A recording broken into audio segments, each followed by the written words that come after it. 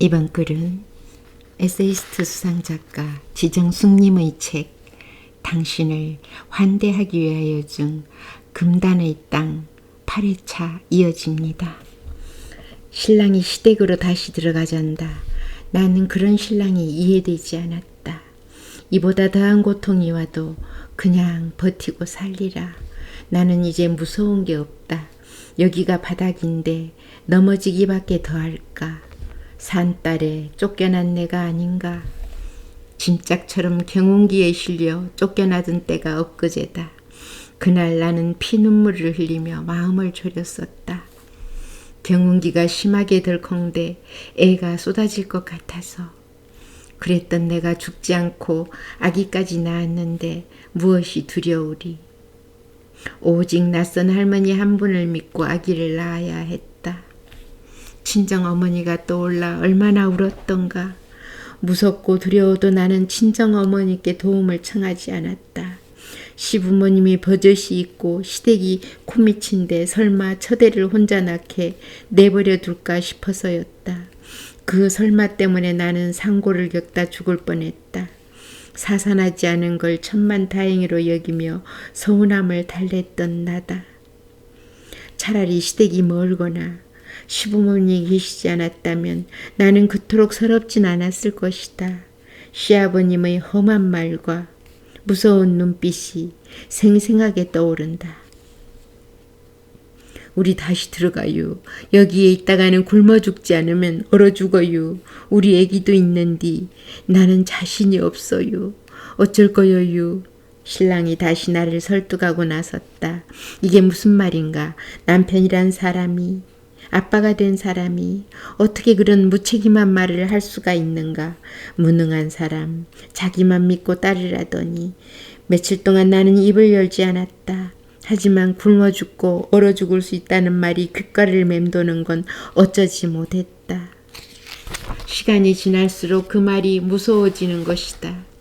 목숨보다 귀한 딸을 위해 나는 고개를 끄덕이고 말았다. 처음으로 가본 새 집은 황량하기 이를 데 없었다. 주위에서 들려오는 양계장의 닭들과 육묘장 나무들의 울부짖음이 들리지 않았다면 사막의 한복판이 아닐까 싶을 정도로 기껏 이런 곳에서 살게 하려고 나를 데려왔단 말인가. 신랑이 야속했다. 차라리 부잣집 문간방으로 돌아가요. 나는 여기서 살 자신이 없어요. 나는 넋이 빠진 채 경운기에서 내려오지 못했다. 짐을 내린 신랑이 어서 내리란다. 그제야 나는 그 딸을 끌어안고 마당으로 내려섰다. 여기가 우리 방이어요. 크지요? 신랑이 내 눈치를 살핀다. 나는 그대로 멈춰서고 말았다. 봐서는 안 될 것을 보았던 것이다. 그것은 목판에 한자로 깊이 새겨진 자활근로대라는 팻말이었다. 혼자 힘으로 살아갈 수밖에 없는 사람들이 모여 사는 곳이라는 말이 아닌가. 그것은 마치 금단의 지역이니 함부로 들어오지 말라는 표식 같다. 무슨 이유로 이토록 크게 만들었을까? 왜 하필 우리 방문 앞에 서 있는가? 시커먼 한자가 굶어 죽지 않고 얼어 죽지 않으려면 죽은 듯이 가만히 있어. 알아? 명령하며 나를 노려본다. 나는 신랑에게 떼어내면 안 되냐고 물었다. 신랑은 떼어내면 처벌을 받는다며 얼버무렸다. 신랑의 지갑에서 주민등록증만한 크기의 대원증을 본 것도 그때였을 것이다. 아무 말도 하지 말았으면 차라리 괜찮았을 걸. 나는 또 바보처럼 신랑에게 뭐냐고 묻고 말았다. 시도 때도 없이 불신검문을 받게 되는데 그때마다 증을 내보이지 못하면 즉각 서로 불려가 고초를 당하거나 삼청교육대로 끌려가게 된다는 것이다. 나는 더 이상 아무것도 궁금하지 않았다.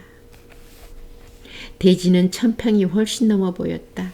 넓은 대지에 어울리지 않게 아무렇게나 지어진 건물은 살림집과 창고 두 채였다. 살림집은 슬레이트 지붕에 얇은 벽돌로 지어진 말집 형태고 창고는 서쪽에 우뚝 선 채 살림집을 집어삼킬 듯 버티고 서 있다. 아늑하고 포근해 보이는 구석은 눈을 씻고 봐도 보이지 않는다. 담장도 없고 인적도 없는 썰렁한 이 집이 내가 살아야 할 집이란다. 꿀꿀꿀 돼지다. 아는 체를 하고 싶었나 보다. 못 본 채 외면해버렸다.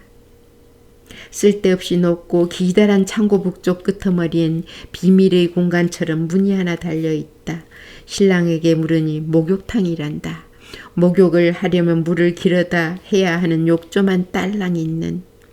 그 뒤를 돌아가면 살림집에서 10리나 떨어진 곳에 푸세식 화장실이 있다. 이런 부조화의 극치를 나는 아직 본 적이 없다. 살림집은 2개의 방 위로 나누어져 있고 방과 방 사이엔 부엌이 있다. 둘 다 연턴을 떼는 구조였는데 아버님은 서쪽에 위치한 방을 온돌로 개조해 우리에게 내주었다. 신랑은 이제 땔감까지 주워와야 하는 것이다. 이 추위에 일하는 것도 안타까울 텐데 나는 아버님의 부정 없음에 탄식을 금할 수 없었다. 방은 담배 냄새와 술 냄새가 찌들어 있었다. 아저씨들이 기거했던 방인가 보았다. 온돌방으로 개조를 하였으면 부엌이라도 만들어 주어야 하는 거 아닌가. 겨우 솥 하나 얹어놓을 부뚜막을 만들어 놓고는 불을 떼고 살란다. 무섬탐이 많았던 나는 뒤에서 무언가가 내 머리채를 잡아챌 것 같아 몇 번이고 뒤를 돌아보며 불을 떼야 했다. 우리 방은 구들이 얇은지 하루에도 몇 번이고 불을 지펴야 살 수 있었다. 다음 날부터 나는 아버님의 명령대로 우리 방 아궁이에 돼지죽, 아버님은 돼지가 빨리 자란다며 마른 사료를 끓여 죽으로 먹였다. 돼지죽을 끓였다. 화목은 신랑이 주워온 냄새를 잔뜩 머금은 생선괴짝이나 과일 상자가 대부분이었다. 살을 애는 듯 몰아치는 북풍을 맞아가며 아궁이에 불을 붙이면 타는 냄새까지 역겨워 구역질이 났다. 그렇다고 아궁이를 비워둘 수는 없었다. 금세 불이 꺼질 뿐만 아니라 돼지죽이 눌어붙지 않게 저어야 하기 때문이었다. 죽 양동이는 방귀가 터져 나올 만큼이나 무거웠다. 간신히 양동이를 들어올려 돼지 밥그릇에 쏟아주고 나면 허리가 끊어지듯 아프고 진땀이 났다. 돼지가 넓으니 어지간한 고물은 창고에 쌓던지 고물간을 멀리 잡으면 냄새라도 덜하련만 고물간은 우물가에서부터 시작되고 있었다. 안방 옆에서부터 시작된 밭은 조의 400~500평은 되어 보인다. 나는 그 넓은 밭이 두렵고 무섭다. 아버님은 땅 한 평도 놀릴 뿐이 아닌데 이를 어쩌면 좋은가. 이웃 하나 없는 외딴 집에 살다 보니 유일한 말 상대는 100일을 넘긴 딸뿐이었다. 나는 시간이 지날수록 바보 천치가 되어갔다. 애월하지 굶어 죽지 않고 얼어 죽지 않으려 살아내는 삶을 어찌 사람의 삶이라 말할 수 있으리. 신랑이 이곳으로 들어가자고 했을 때 나는 친정으로 달려갔어야 했다. 아버지의 옷발을 붙잡고 한 번만 살려달라 매달려야 했다. 왜 나에겐 그런 용기가 없었을까? 죽을 것 같다. 나는 하루빨리 여기를 빠져나가야겠다고 생각했다. 겨울 들어 가장 춥다는 날 이른 아침이었다. 몇 번째 헛걸음을 했던 공무원이 작정하고 왔다는 아버님을 찾았다.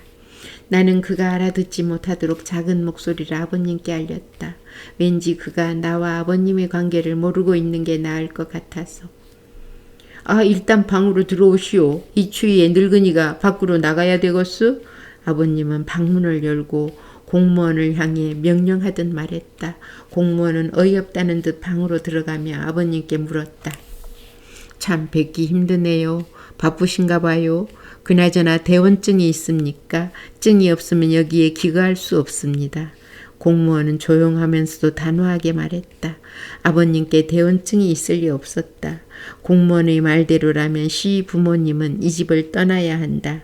나는 속으로 쾌재를 불렀다. 제발 그렇게만 된다면 더 바랄 것이 없을 것 같았다. 시부모님이 쫓겨나면 우리도 같이 쫓겨날 것이고 시부모님이 갈 곳은 의정부 집이 아닌가 말이다. 그렇게만 된다면 적어도 우리는 여기에 살 수 없을 것이고 당장 갈 곳 없는 우리를 설마 부모님이 내버려 두겠는가 싶은 것이다. 나는 두근거리는 가슴을 보여잡고 안방에서 들려오는 두 분의 대화에 귀를 세웠다. 저 사람들을 계도하여 이곳에 머무르게 할 수 있는 사람이 있나? 만약 그런 사람이 있다면 당장 데려오게. 그러면 나는 이곳을 떠날 것세. 늙은이가 할 일이 없어 이런 일을 하는 줄 아나? 불쌍한 저 사람들을 어느 누가 보호하고 대변해 주겠나? 그런 사명감이 있었기에 나는 저 사람들과 같이 살 수 있는 것이라네. 만약 저 사람들이 마음을 잡지 못하고 흩어진다면 어떤 일이 일어날지 상상을 해보게.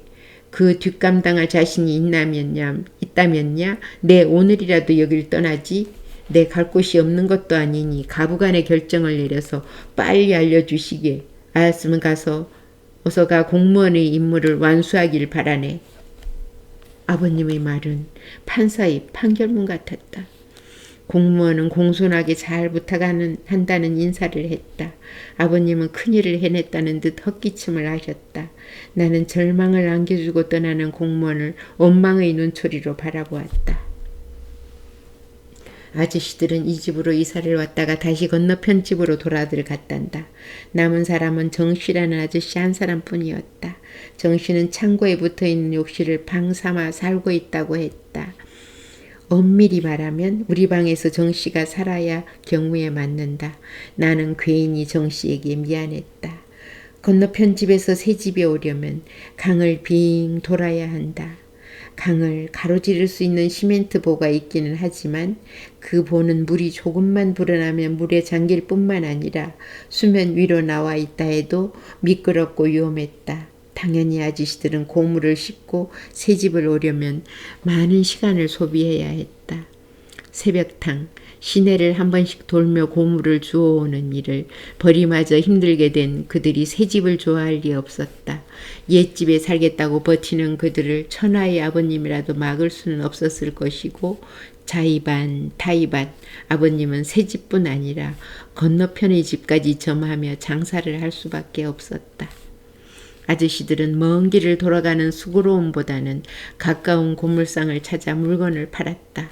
시부모님의 수입은 그만큼 줄어들었다. 예전과 다르게 돈이 벌리지 않았으나 아저씨들을 제어하기에는 한계가 있었던 것이다.